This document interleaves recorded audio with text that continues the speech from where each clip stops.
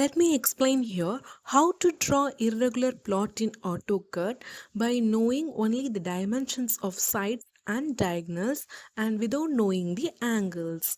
And if you see this plot, the side AB is straight. So first we can draw AB as 20 feet here. By knowing the value of the diagonals AD as 40 feet and BD as 45 feet, draw a circle from point A with radius 40 feet. And from point B, draw a circle of radius 45 feet.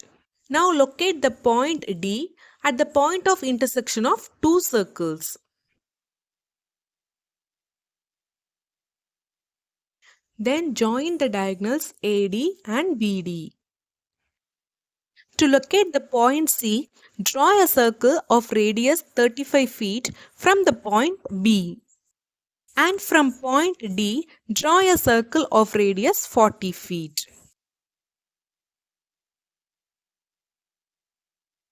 Now we can mark the point C from the point of intersection of two circles.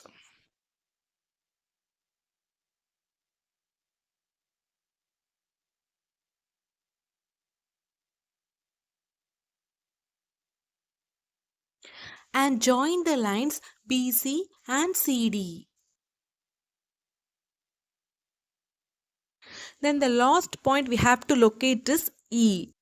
From point A, draw a circle of radius 25 feet. Then from point D, draw a circle of radius 30 feet.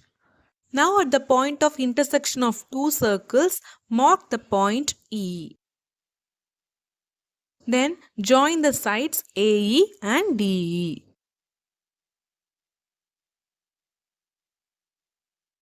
And finally, we got the irregular plot. I hope you all understand this concept. For more updates, just subscribe my channel.